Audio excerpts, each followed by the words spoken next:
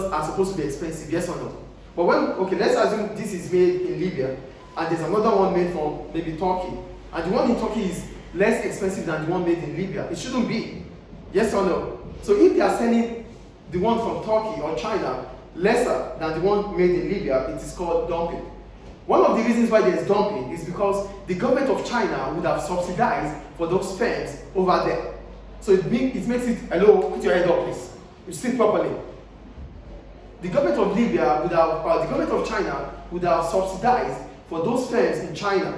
So it reduces their cost of production, and that makes the price of exportation for them to be lower.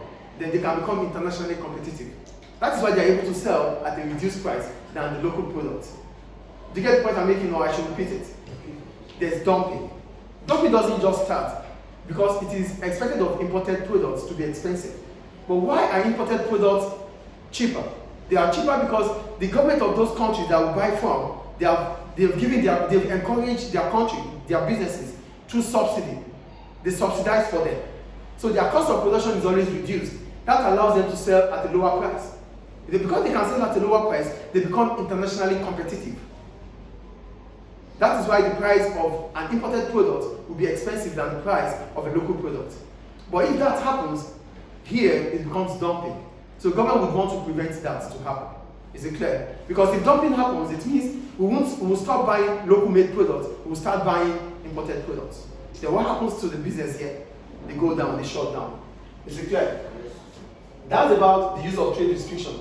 Then, what are the ways in which governments come up with this restriction? The first one is talk right when I'm talking, please. The first one, tariffs. We talked about tariffs, which are taxes on importation. Government would use tariff to restrict trade. The second one, quota. For quota, it simply means government would put a limit on whatever you can bring to the country. Oh, you cannot, if you're bringing markers to this country, you can only bring 1,000 markers. Anything exceeding 1,000 cannot be brought into the country. That's what quota is. Instead of government to stop it from you, instead of government to stop importation, government will restrict the numbers, limit the numbers of importation that comes in. That is quota. Do you understand quota? There's tariffs, which means taxes on importation. Then the next one government can use is called quota. Quota means we place a physical limit on the numbers of imports that will come into the country. So yes, we want to import markers, but you can only import 1,000 markers into Libya. That is quota. Is it clear? Yes. The third one, subsidy. I just talked about dumping, right? That we have dumping because the government of those countries are able to subsidize for them. As a result of that, their cost of production stop rising, please. As a result of that, their cost of production fell. So this is what happens here too. The government of Libya would encourage local firms in Libya. As a result of that, their cost of production falls. They can export at a cheaper rate. So exporting at a cheaper rate means it could be done in other countries. Do we get it? No. Dumping means the price of an imported product is more expensive or is cheaper than the local product. Why is it possible? It is possible because there's subsidy. So the government of China will encourage its firms by financially supporting them. As a result of that, their cost of production would fall, allowing them to sell at a cheaper rate when they are exporting. So that is why goods from China becomes cheaper than those made in Libya. So the government of Libya can also encourage its businesses by subsidizing for them.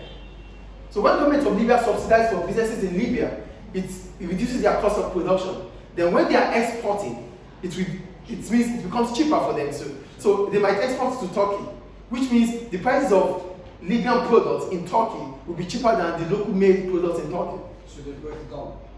What? So they both use dump. They both use what? Dumping.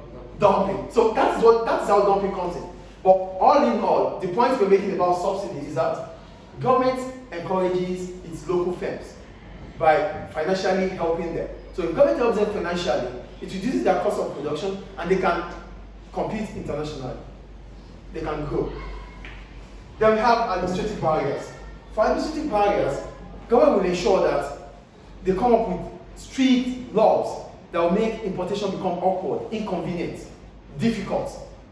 They don't want it to happen, but they wouldn't tell you no. Because if they tell you no, it can become retaliation. Government will not stop Turkish companies from coming to Libya, But the government of Libya would use administrative barriers to stop them, to discourage them. So it becomes difficult because you have to do a lot of paperwork. You have to do this, you have to do that. So that might stop you. But there's nothing you can do about it because this is their laws. Get the point? Government of Libya would not say no to Turkey. Because if the government of Libya says no to Turkey, the government of Turkey will say no to Libya. That is retaliation. So for that not to happen, but government still wants to restrict. The government of Libya still wants to protect the Libyan fence. They will use administrative barriers. Here, the government of Libya will come up with different laws that make importation become difficult, awkward. Is it clear? I just made an example. Okay, maybe Turkish businesses want to set up here. Turkish businesses want to set up here. Instead of government of Libya to tell them no, the government of Libya will tell them, oh, you get me this paper, you get me that paper, you get this paper, you need to wait for the next 20 days, you need to wait for the next. Government will come up with different laws that you have to follow. Then it discourages you from going further. Is it clear now? Then we have the last one government uses what we call the trade block. For trade block, we're talking about, I told you don't try while I'm talking. The next time you do that, I'm just going to kick you out of the classroom.